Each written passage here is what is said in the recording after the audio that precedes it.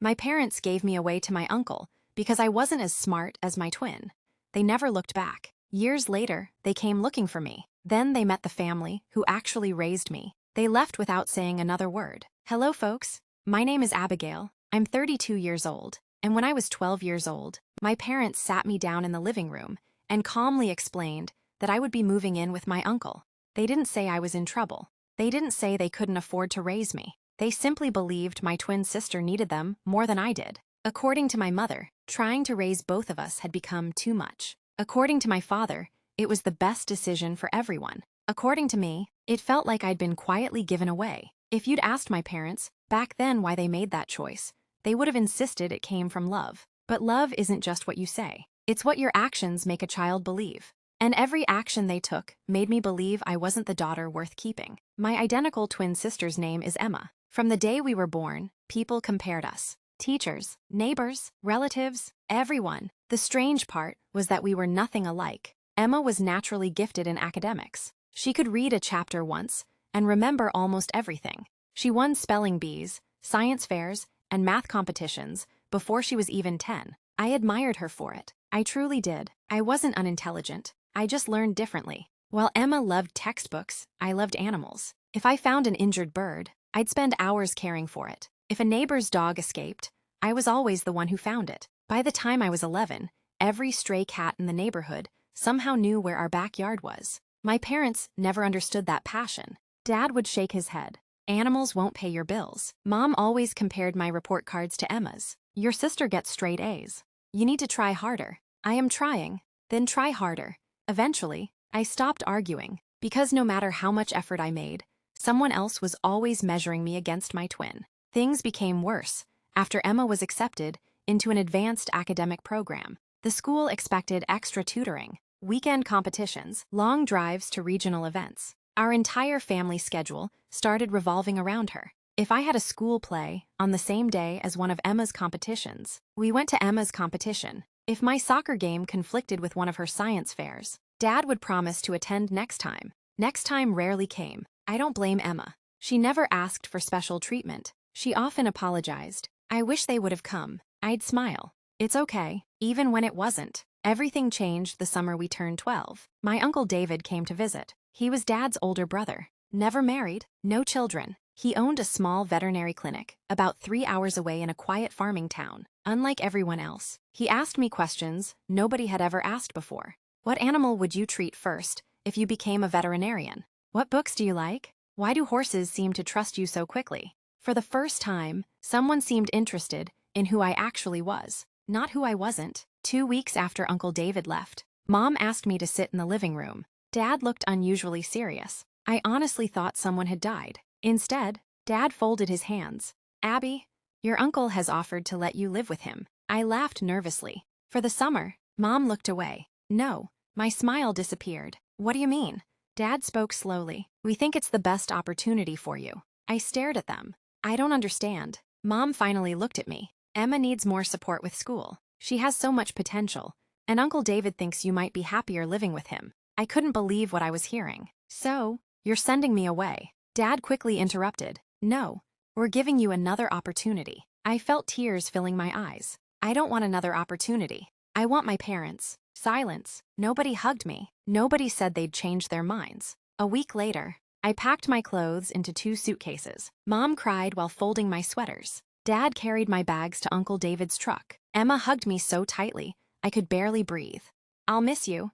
I'll miss you too, she whispered. I asked them not to do this. I believed her. She wasn't the reason I was leaving. She was simply the excuse they kept using. The drive to Uncle David's house lasted almost 4 hours. Neither of us spoke much. Finally, he looked over at me. You know, you don't have to pretend you're okay. That was all it took. I cried harder than I ever had before. When we finally reached his little farmhouse, he showed me a bedroom he'd spent weeks preparing. Fresh paint, a bookshelf, a quilt his neighbor had made, even a framed picture of a golden retriever puppy hanging above the bed.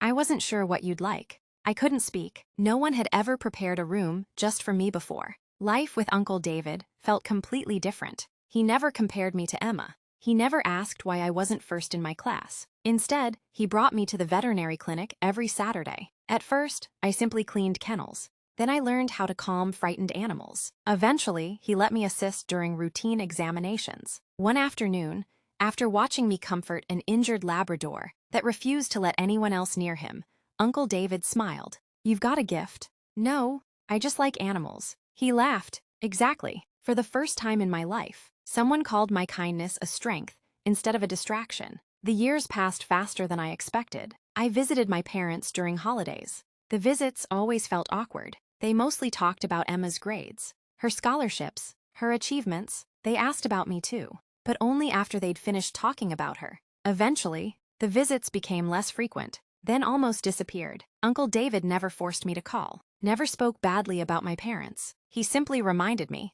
"You'll always have a home here." Those words became the foundation I built my life on. Inspired by him, I studied veterinary medicine. The work was difficult. Long nights, endless exams, but unlike when I was a child, I wasn't trying to prove I was enough. I was simply chasing something I loved. After graduating, I joined Uncle David's clinic as a veterinarian. Together, we expanded the practice. Years later, when he decided to retire, he offered to sell me the clinic at a price I could actually afford. "You've already earned it," he said. The day I signed the papers, he hugged me. "I always knew you'd do this. No comparison, no conditions, just belief." About 6 months later, while finishing appointments one quiet Thursday afternoon, our receptionist knocked gently on my office door. "Dr. Harper, there's a couple here asking for you." "I have another appointment." "No. They said they're your parents." I froze. I hadn't seen them in nearly 8 years. Before I could even process that, she quietly added, "They're not alone." I frowned. "Who came with them?" She hesitated.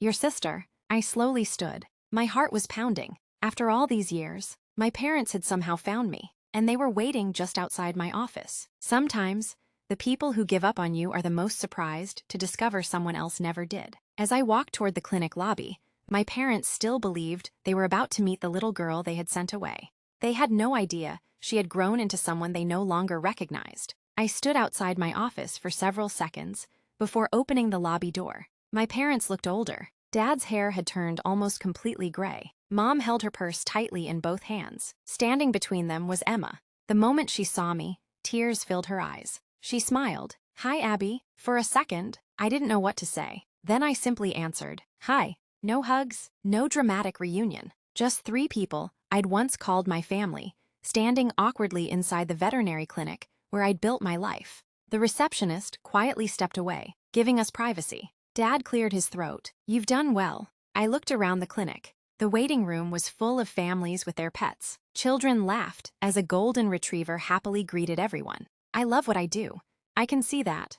There was another long silence. Finally, I asked, "Why are you here?" Nobody answered immediately. Emma looked at our parents, then quietly said, "I think you should tell her." Mom's eyes filled with tears. "Emma has been diagnosed with multiple sclerosis." My heart sank. "What?" Emma nodded gently. "It's early. The doctors are hopeful." "I'm sorry. I meant it, completely." She smiled sadly. "Thank you." Dad took a slow breath. The diagnosis made us look back on a lot of things. I stayed quiet. He continued. "We realized we spent so many years planning everything around Emma that we stopped seeing you."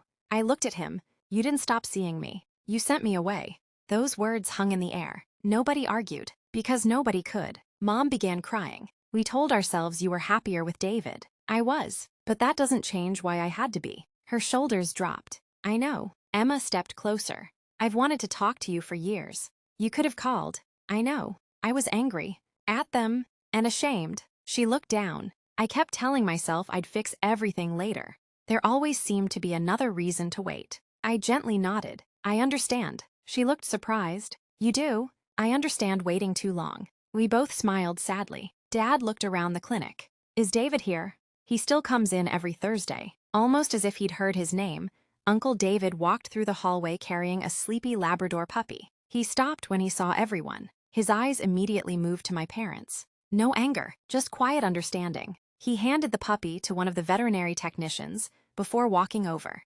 "Hello, Tom." He nodded toward my father. "David." My father swallowed hard. "I owe you more thanks than I can ever repay." Uncle David smiled gently. "You don't owe me thanks. You owe her an apology." Dad turned toward me. "I know." He took a slow breath. "When we sent you away, I honestly believed I was doing what was best." I quietly asked, "For who?" He closed his eyes. For Emma, there it was, the truth, finally spoken without excuses. I convinced myself that because you were independent, you'd be okay. I smiled sadly. I became independent because I had no other choice. Mom covered her face. I've replayed that day 1,000 times. So have I. She reached for my hand, then stopped halfway, unsure if she had the right. I reached out first, not because everything was forgiven, because I didn't want the conversation to end with fear. She cried harder. I'm so sorry. I believe you. Dad looked around the clinic again. You became exactly who you were meant to be. I laughed softly. You know what's funny? What? When I was 12, you thought I wasn't as smart as Emma. He nodded slowly. I did. I wasn't. He looked confused. What? I wasn't as good at the things Emma loved. But no one ever asked what I loved. Uncle David smiled. I did. I looked at him.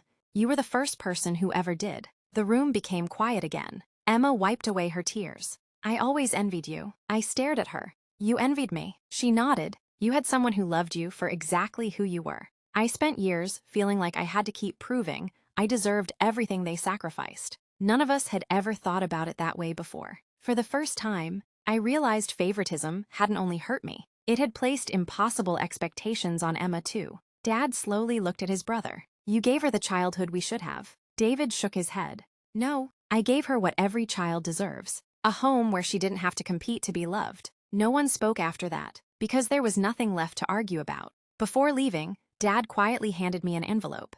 I know this doesn't fix anything.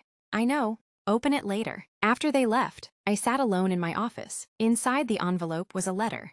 Not money, not legal papers, just 6 handwritten pages. Every page contained memories, regrets, apologies, and one sentence I'll never forget. You were never less worthy of love. We were simply too blind to see the child standing in front of us. I folded the letter carefully, then placed it inside my desk drawer, not because everything had been healed, but because honesty deserved a place where silence had lived for far too long. Epilogue. Soft piano becomes lighter, carrying peace instead of longing. It's been 5 years since that afternoon. Emma's treatment has gone well, and she's still the strongest person I know. These days, she visits the clinic often with her rescue dog. Sometimes we laugh about how different we always were. Sometimes we simply enjoy being sisters without comparison. Dad and Mom never asked me to move back into their lives overnight. Instead, they showed up. Birthday lunches, Sunday phone calls, holiday visits. Slowly, they learned that trust isn't rebuilt through promises. It's rebuilt through consistency. As for Uncle David,